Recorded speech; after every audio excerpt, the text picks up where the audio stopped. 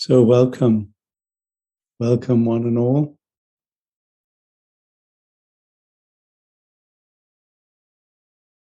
Welcome to this time and space, the time and space we find ourselves in, the here and now, and giving this attention, giving this kindness, in touch with the well-wishing that life is the best wishes that life wishes for itself. Giving this moment and receiving the gift of life as is given.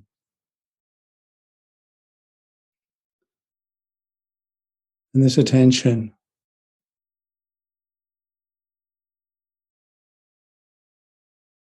this being,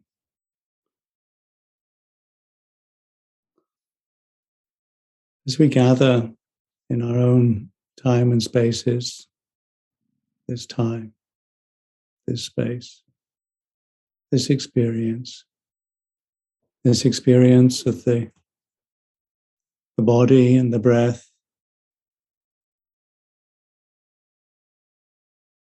this experience of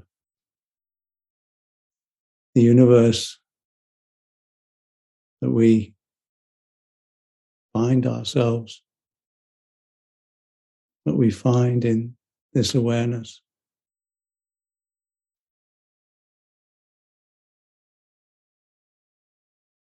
And receiving the whole of this.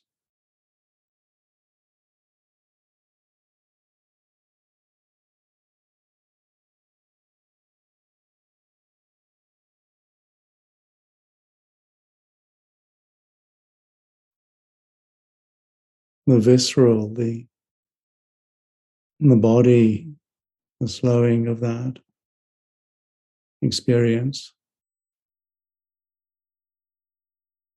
the immediacy, the uncomplicated, ordinary sensory experience of the physical,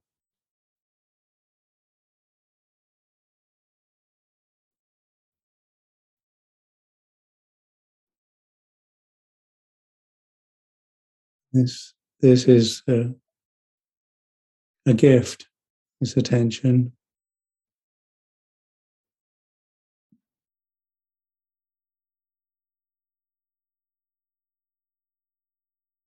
receiving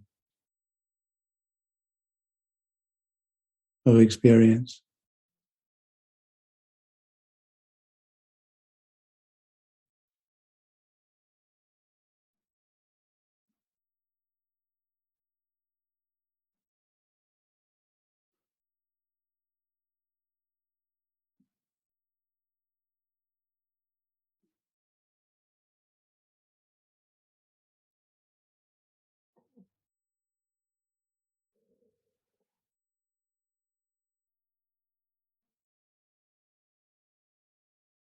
All the way from the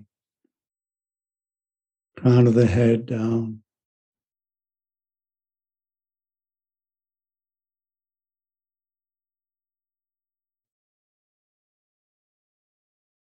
the whole of it, the whole energy of it.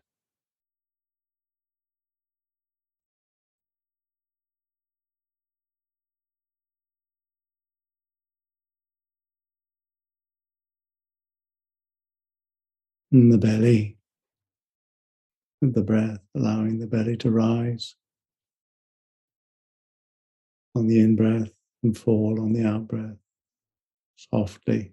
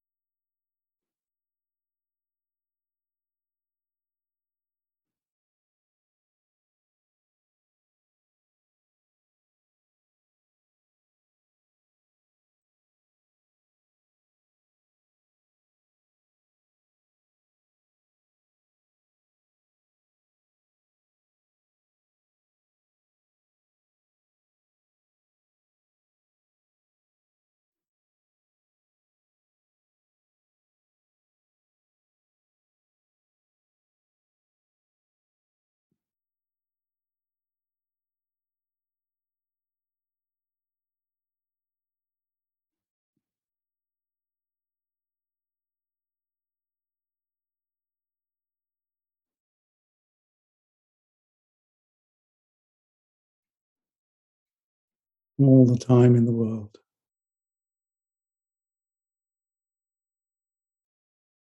in this here and now.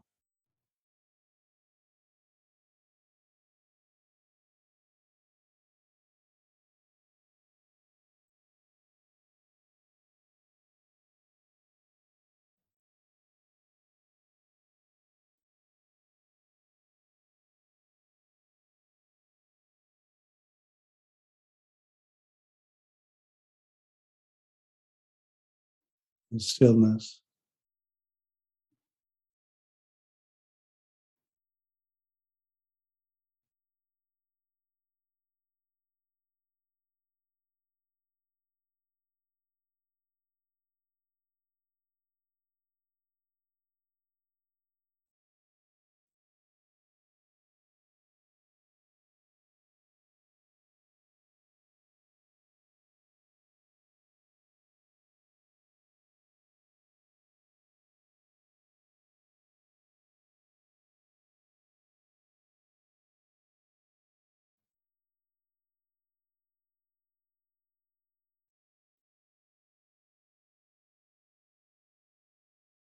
and give this space and stillness,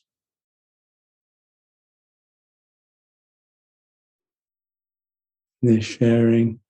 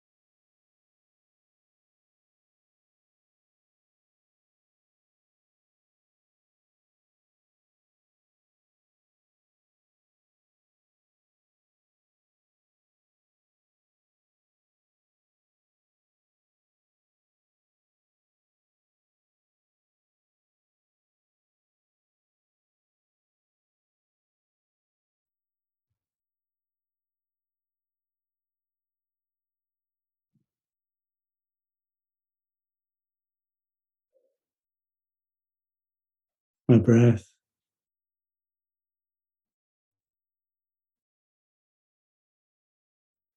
and the knowing,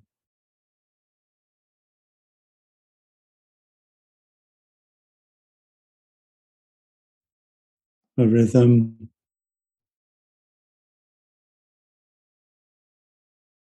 and the knowing,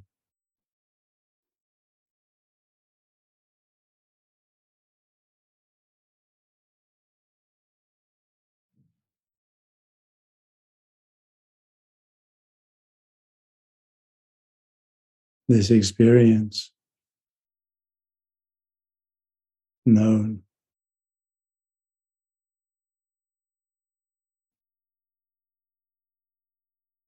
and giving of conscious awareness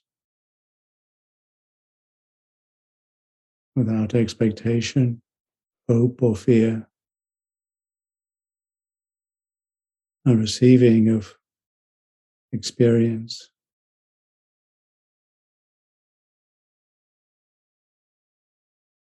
without interpretation or desire,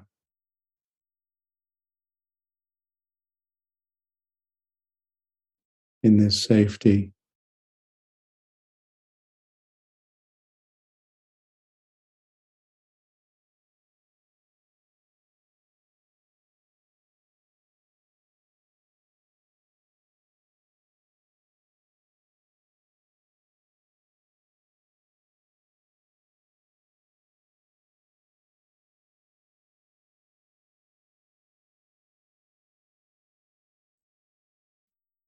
And receiving in confidence and trust,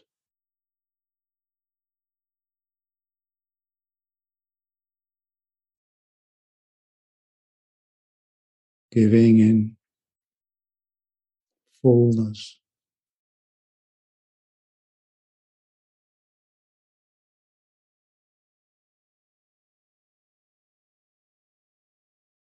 and fearlessly.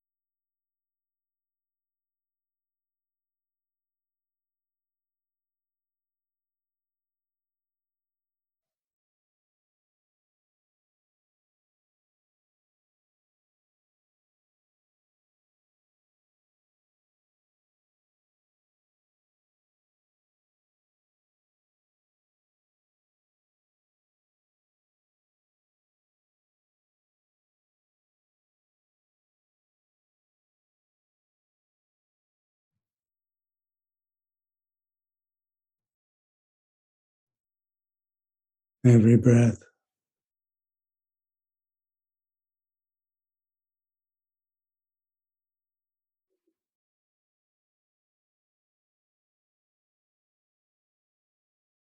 an in-breath, an out-breath,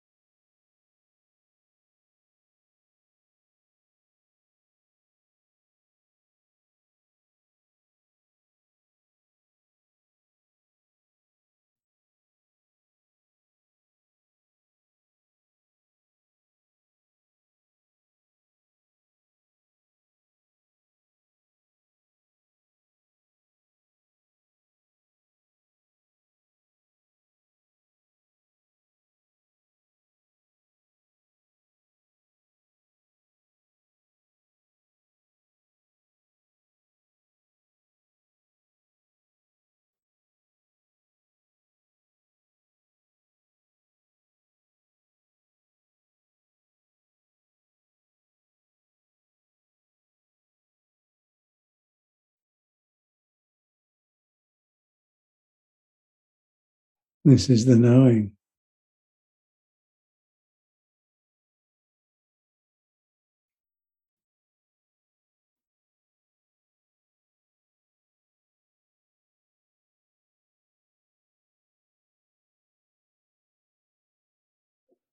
The knowing of this knowing.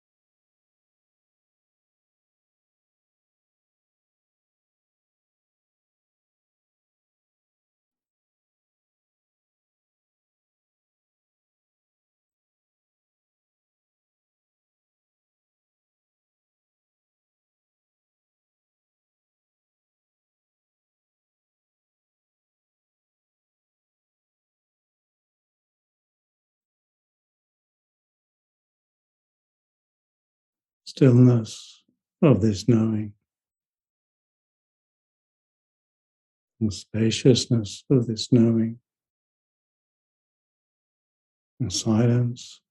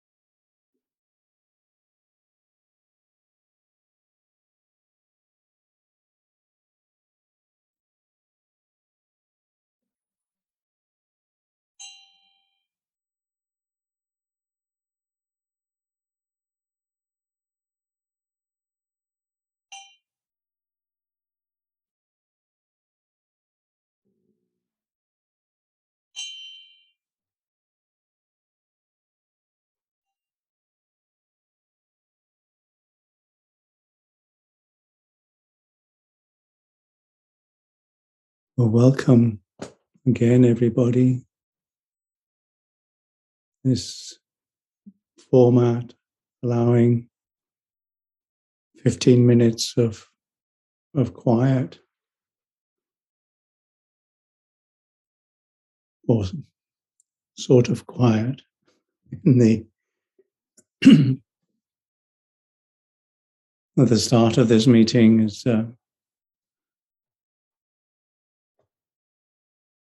the start of this recording is an encouragement of maybe some small practices that one can incorporate, even if not for 15 minutes, for a moment or two, or a minute or two before something, at the start of something. And then this allowing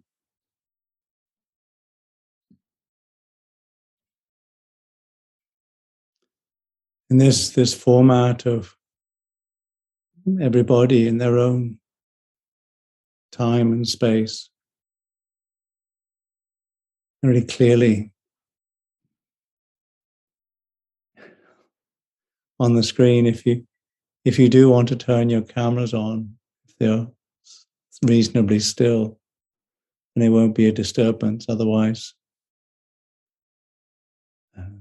somebody will turn your camera off for you. But it's okay not to have your camera on.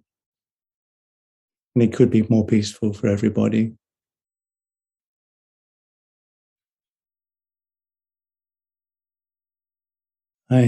Today it's the 12th of November. I'm at Amaravati Buddhist Monastery. And it's some time since I've been here, and some time since I've stayed. And I had forgotten how many people there are here and what it feels like to be with this number and this place. And I've found it helpful to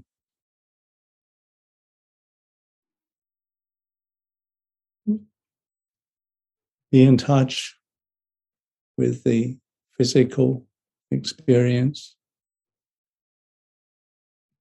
with the slowness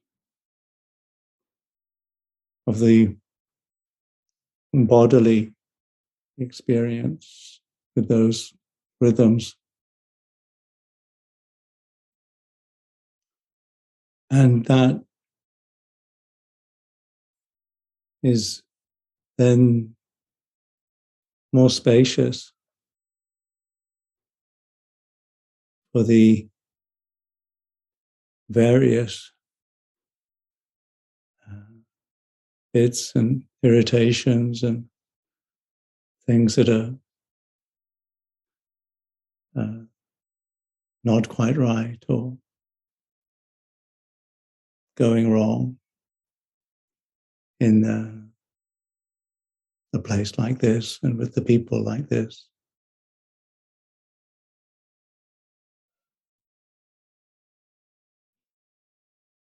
So, today to reflect, this is the season of harmony and ceremonies for expressing and celebrating interdependence, mutual support, and harmony, the Katina season. And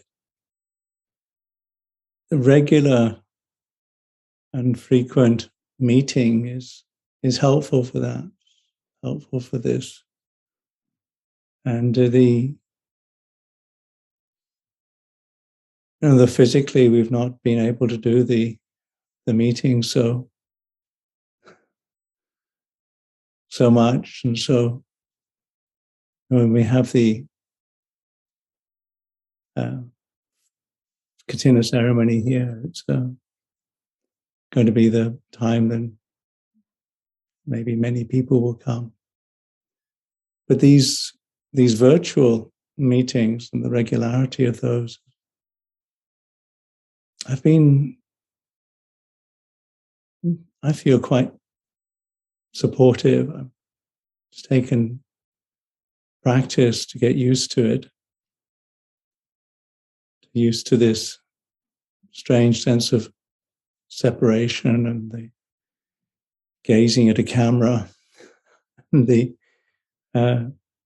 flickering of a screen or the other bits of movement and sound from different places. But the regular meetings have been helpful. The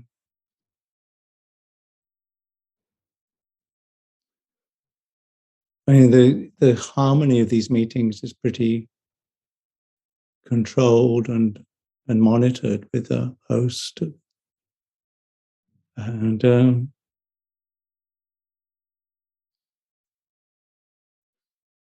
the sort of the build up of a tradition or a way of doing it has been pretty consistent.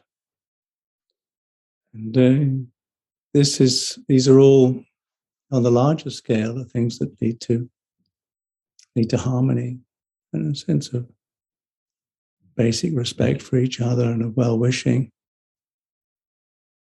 and also a sense of being content with how things are and this time and space that we find ourselves in. So a sense of acceptance that this is how it is has helped, and a well-wishing for maybe others that wish to join and make use of this, find ways of being part of it. And may those that are already here find ways of enjoying and appreciating it. These factors or ways of looking at what makes a harmonious group or a harmonious society, I think are things to consider when approaching this idea that this is going to be a life that one is interested in, and a respect for what is actually true, what is worthwhile as true, what gives truth to life, rather than, and this is what humans can do when they function well, when they function according to their design capabilities, as agents as action creators. This is what humans are capable, and it gives humans a sense of real well-being when we do socially interact in ways that are immediately and obviously beautiful, peaceful, and with a sense of and wise. This is and when we know for ourselves that this is how it is, you know, the test of our so-called spiritual development, which seems very rarefied, but I feel is more, you know, our human maturity is in how we are in society with the people that we're with. I found it. I found that, you know, the people that I feel have been or are, you know, spiritually mature or mature human beings. It's their daily moment by moment interaction, relationship, that activity that reflects that.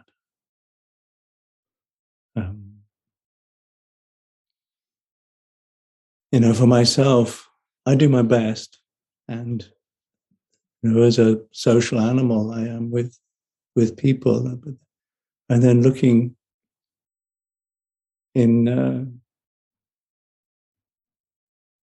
private what I do and what I think and what I say to myself. That's an area that I feel could be improved. I do my best in public, but it's and in private also to figure that out. What am I doing and what am I thinking and what am I saying to myself and how am I acting is in the, you know, in the small things that one does around the place and acts. And this is where the continuity of the Satipatthana is helpful as a reflection. And Satipatthana, the Samma Sati, in the basic activities of life, basic reflections of life, find that helpful. And then in the reflections on consuming and using, to reflect on what's actually necessary, and then how much can be shared and how it can be shared, how it can be, so that the way that relating to, you know, food, to medicine, to the clothing, the shelter, to the life itself. So the relationship is something that is reflected upon in public, in private, intentionally and unintentionally.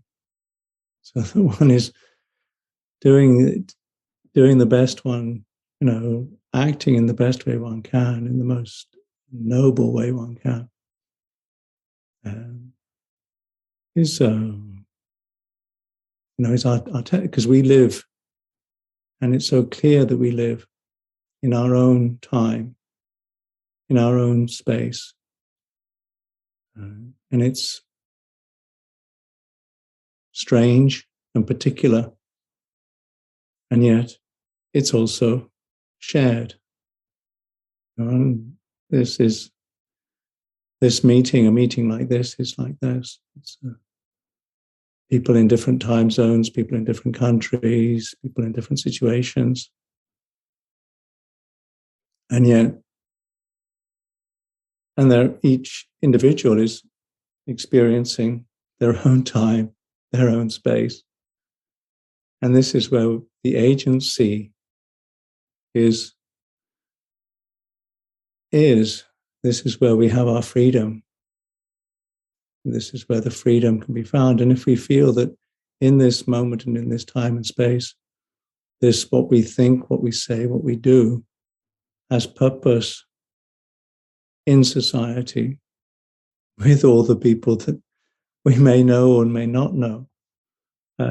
Is this what I'm thinking, saying, and doing? Is this worthwhile for everybody?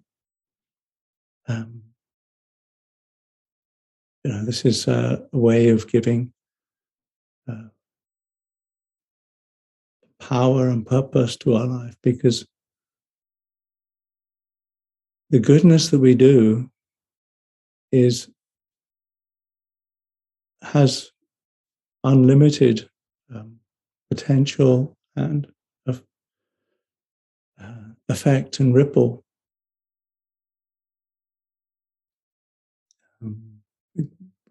This is part of the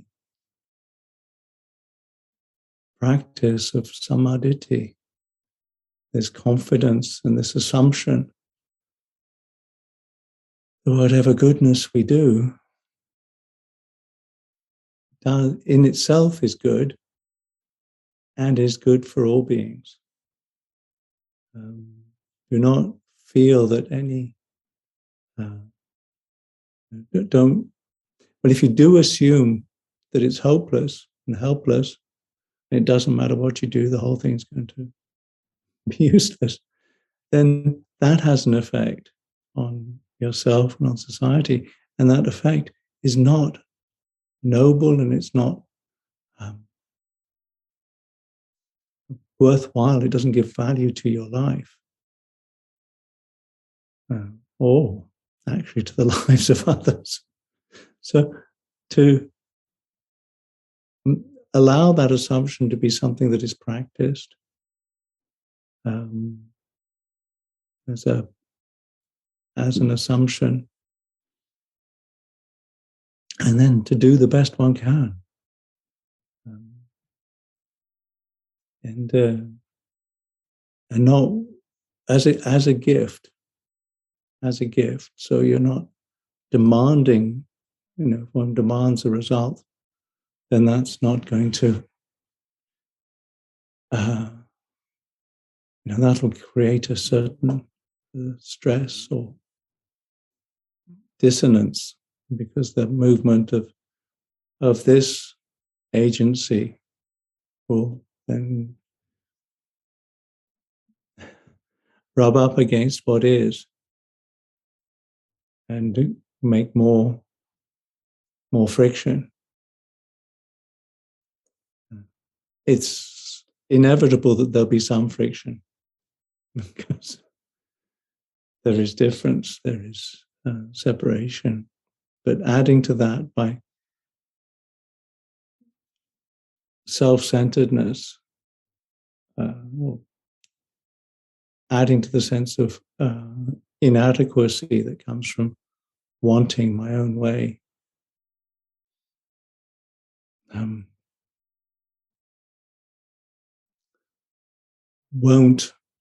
is not, it's like a child throwing a tantrum, and immature, not grown up activity, not worthwhile activity, not noble activity.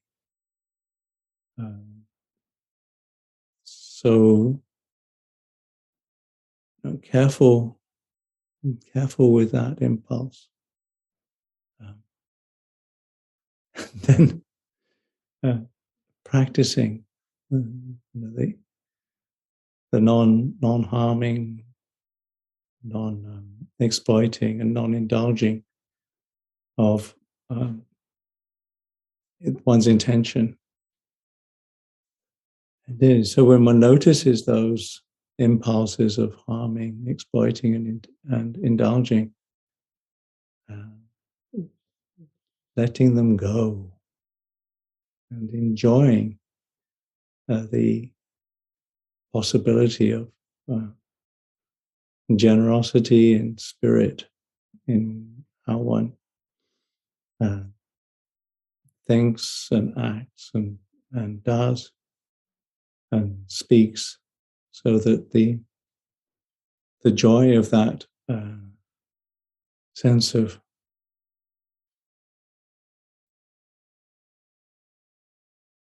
it's done right, it's done properly. There's a giving of joy um, in the thought, the speech, and the action, both for oneself and for others. That's an encouragement for value and worthiness and nobility. These these qualities that are expressions of maturity, which and also freedom. The sense of freedom, which is a sense of that's okay. It's done okay. I've done the best I can, and that the sense of I don't have to go back to that, and keep letting. I can let that go. I don't have to take a stand or get confused or attached to things. It's like this, and that's possible with the joy and the possibility of activities of thought, of speech, and of actions, which are generous and kind, and not harming, exploiting, or indulging. That's what I would. This is what I can offer: is encouragement in this. It's and in one's meditation practice, in this activity of saying, "Well, I'm going to do formal meditation." Like allowing that to be like like an experiment in a microcosm way, in this very personal experience for the moment, or this time that I'm giving to sitting or walking or standing, or even lying down. Saying, well, I'll try in this very personal and immediate experience here and now to fulfill all the factors of the Eightfold Path. Don't try to run through them or anything, but it's like this is so the it's I may say this phrase of it's not a practice. The formal practice is not a practice to get enlightened, but it's a practice of being enlightened. So for the 15 minutes before the talk, or the 5 minutes before an activity, or the hour that you give in the morning, or the half hour that you give in the evening, saying for formal practice, a chance to practice and an opportunity and a giving of a time and a space and a place. Well, this is enlightened practice. This is fully aware, awake practice. This is something that is good in itself, is enjoyable in itself, is the noble thing to do now and here. And it's something that I can do because life wishes itself well. And this is life, and this is given. This life is a given. It is a given. it's part of this experience. This is alive. And it's given. And it receiving it fully, it's like this. This is how it is to be alive. This is the nature of sensitivity. This is the nature of life. This is the nature of the persistence of this life. But it's not very persistent. It's always sort of shaky and vibrating and changing. And the different responses to it are even quicker. And then the strangeness of the way that perception works. It's a weird complication. And then the habits around it as they peel away, and the sort of emptiness of it is realized that, the habits are not sure. They can shift and change.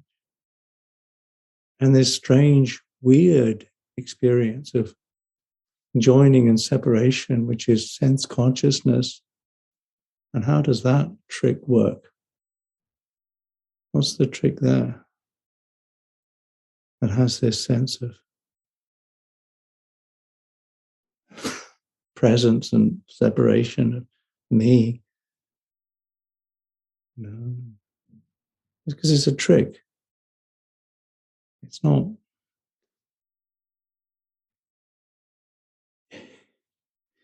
Actually, what is? And the mind goes into this, or the heart allows itself to really not get caught in trying to limit and shut down, but open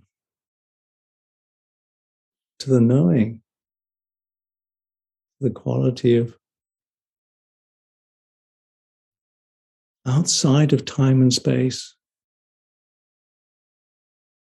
beauty, encouragement, and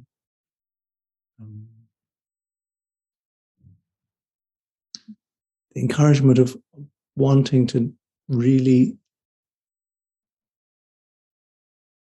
know, rest in this knowing.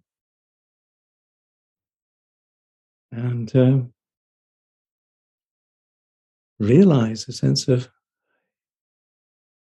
it's like, this is how it is. It's peaceful. It's uncomplicated, unentangled. And each of us in this strange separation of time and space, as we are all, our lives are this strange separation in time and space. And yet, that itself is not. And when we get caught in this and identify with it, then all the problems and the conflicts are magnified and added to.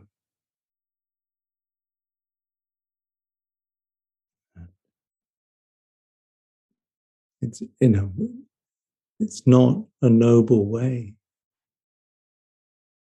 It's not a worthwhile way. It's not a valuable way to add to all of this complication. And the encouragement is to practice being enlightened. This is the best gift that you can offer. It's the best gift you can offer yourself, those that you love and respect, those that you feel indebted to, those that you don't know, those that you know, those that you dislike. The greatest gift you can offer is your own freedom from need and freedom from ignorance. The one that you most also deserve. So, as a reflection this evening, this is maybe a start, and if there's any questions, then I'll be happy to try to respond in some sort of way. Thank you for your attention so far, and do write in the comments, in the chat, something if you wish as a question.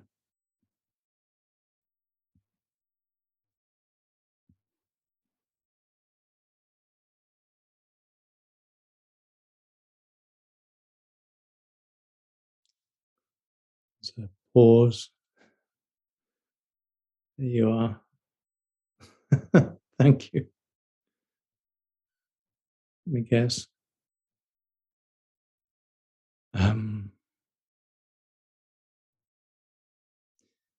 When I feel stressed with work and with life, I easily have nightmares, and I have for a long time.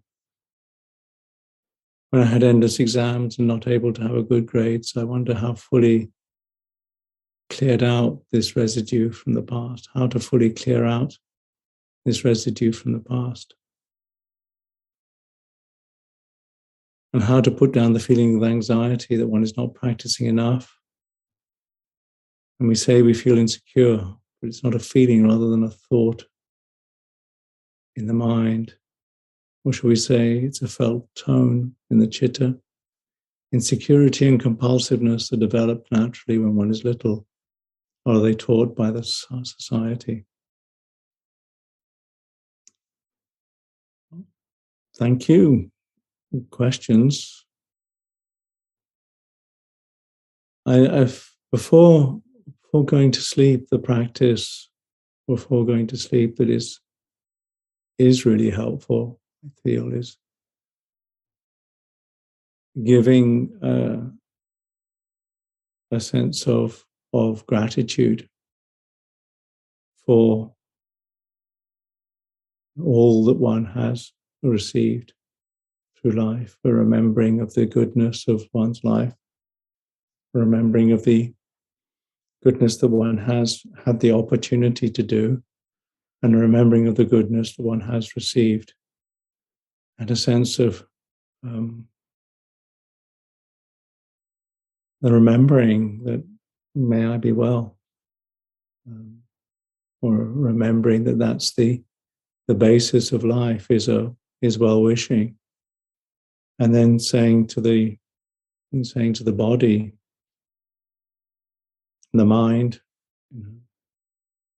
rest as long as you wish. This is a time for letting things settle and finding enough or receiving enough rest and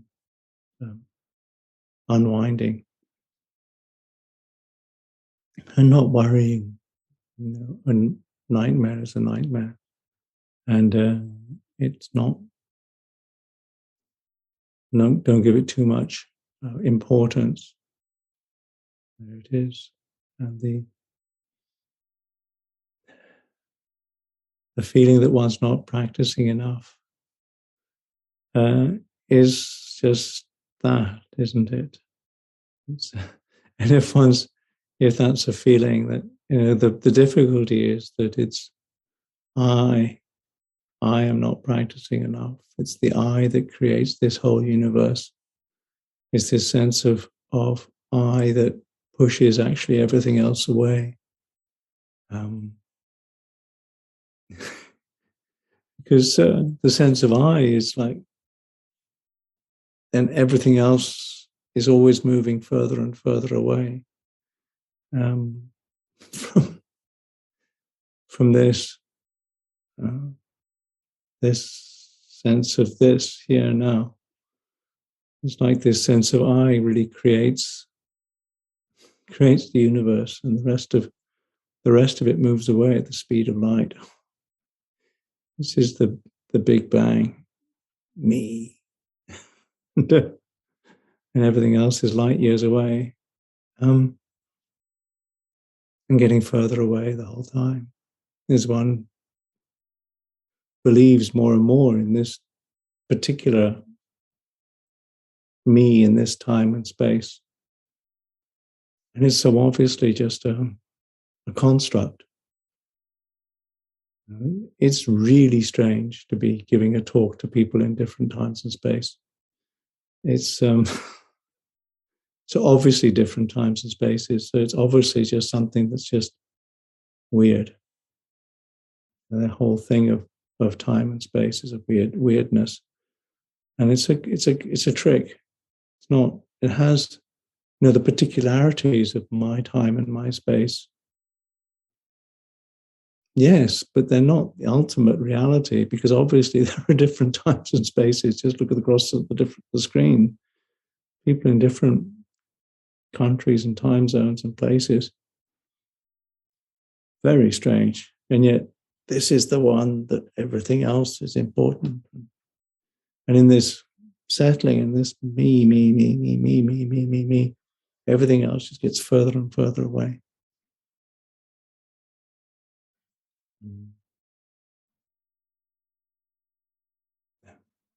So, the anxiety, and then me trying to get rid of my anxiety. What are you doing? You're just creating more problems. It's anxieties like this. I feel is my big toe anxious? Is my where is this anxiety? How does it feel? And this is where you say, I feel insecure. But it's not a feeling rather than a thought in the mind. Or shall we say it's a felt tone in the chitta? Insecurity and compulsiveness are developed. It's a habit. It's a habit that we build up over time, and then we get caught in it, and we don't even know that we're doing it, and it's unconscious, so it's ignorant, and it's the nature of ignorance not to know what we're ignorant of. So it's a whole complication.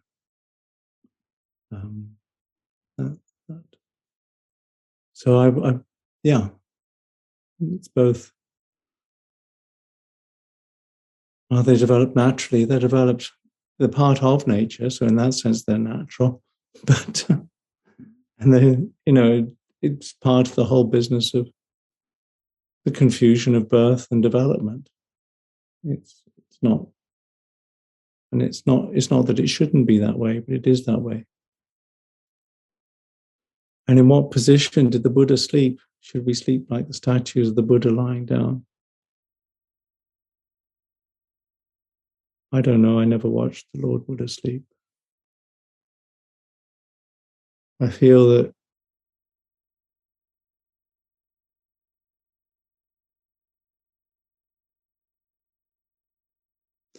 to have a sense of I'll rest and I'll wake up as best I can, alert, without indulging in sleep.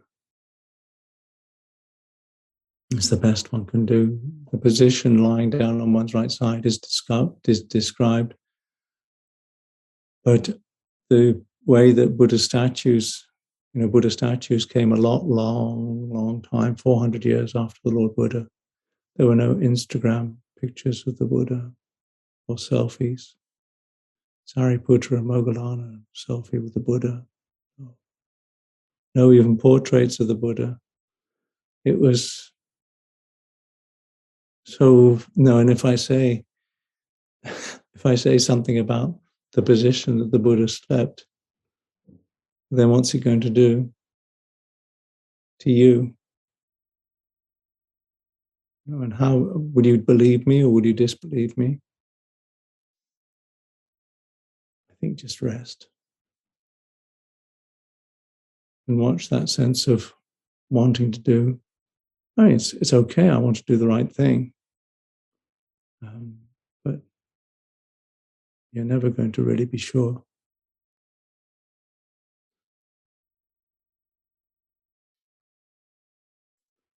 Can a young man of 50 years old with kids be a bhikkhu? Do you know cases like this? Could that a young samanera, if admitted, keep the relationship with his kids? It's a bit crazy, but the guy's fortunate to count his savings to support his kids and his mother's and the mother's permission. Yeah, it's all possible. I don't know quite how and where all things are possible.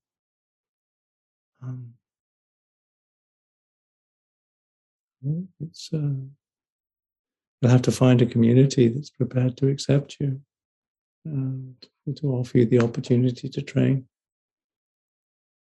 I don't know.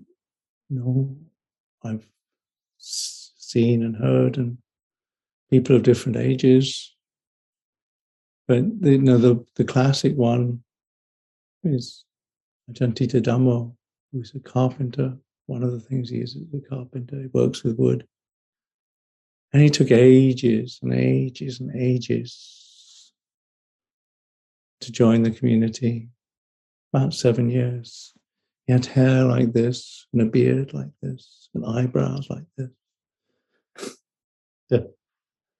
He slowly shaved it and cut it down and cut it down, and then shaved. And then he said at the end,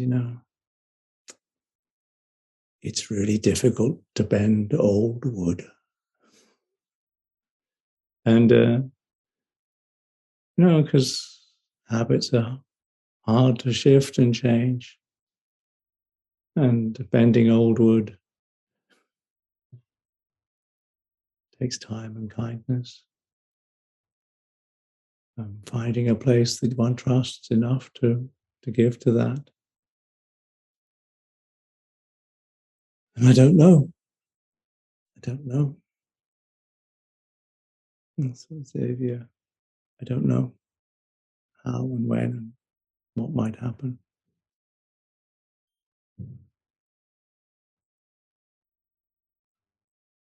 Yeah.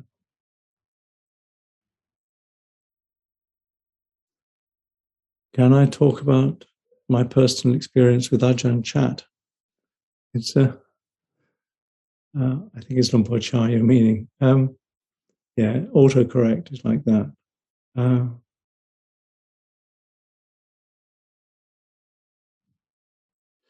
Yeah, Lumpur.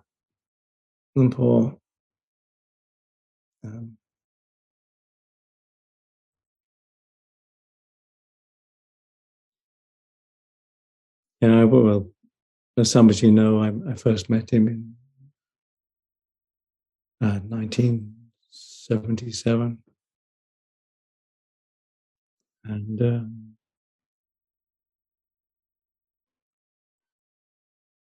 it's funny because personal experience of Ajahn Chah, where you all will have, if you have a perception of Ajahn Chah, you will all have a personal experience of Ajahn Chah, because personal perception of Ajahn Chah will be personal to you. And this is the strangeness. And so when I see people's reflections about their relationship with Ajahn Chah, or I see somebody reading listening, I saw something the other day of somebody reading quotes from Ajahn Chah, and they were reading in English, and I thought, I don't recognize any of that, and I recognize that it's not, it's just not sure. I don't believe that, the experience here of Ajahn Chah is somehow the ultimate experience of Ajahn Chah and the definitive experience of Ajahn Chah. It's crazy. I mean, do you have what's your personal experience of the Lord Buddha? This is something that you have a personal experience of, the perception of the Lord Buddha. What's the personal experience of the person who drives your bus? It's all personal experience, but it's not ultimate reality. It's just perceptions. And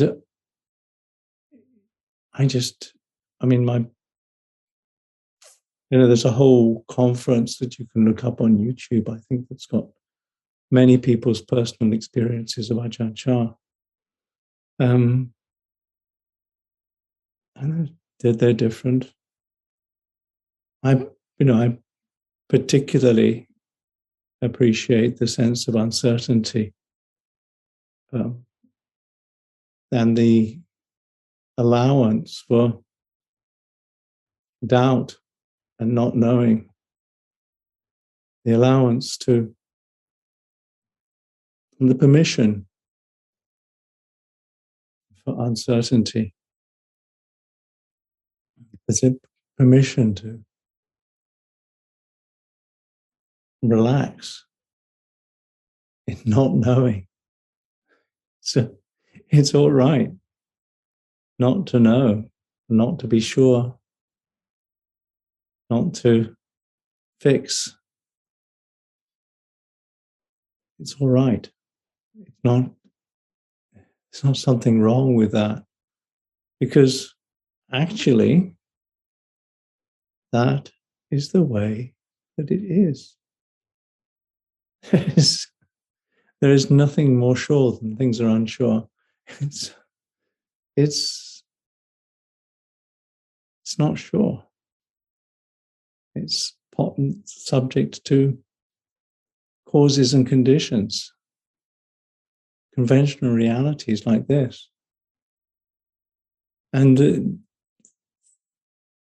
knowing time and place, knowing the proper way to relate to time and place.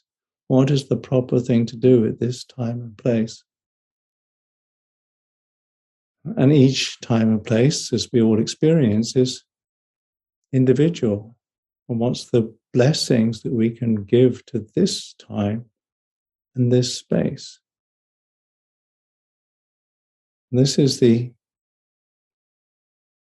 and for most of the time, it's not sure. You do the best you can. And is it good enough? Is it 4D? Is it at least not harming, and at least not exploiting, and at least not indulging? That's the best that I can offer. My personal experience with Ajahn Chah was that things were uncertain. And yet it's very important to do the right thing at the right time, in the right place. That's my personal experience of Ajahn Chah. And the incredible kindness in that.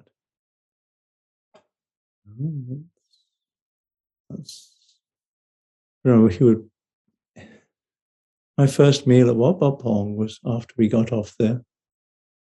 He got off the train, and I was on the train as well. People came to meet him. Many of his disciples came to meet him. Many of the supporters from Warin Chamarad, his hometown, came to meet him. Hundreds. And there were hundreds of people in the monastery at Wat Pah Pong, and I was the last person in the monastic line, one from last person in the monastic line. And it was the first time that I'd eaten at Wat Pah Pong. And at the end of it all, Ajahn Chah found me and asked me, have I had enough to eat? Funny, with a big smile on his face. And I was a bit sort of surprised, just trying to get on with doing simple things like having enough. Just trying to wash my bowl and stuff. But there was an incredible kindness in that. And that was my experience. How can I better see my craving come up in the moment rather than only after it's already passed? Well, if the craving is already passed and you've not indulged it, then that's great. If the craving has come up and then you've indulged it and then you feel remorse, then acknowledge that. And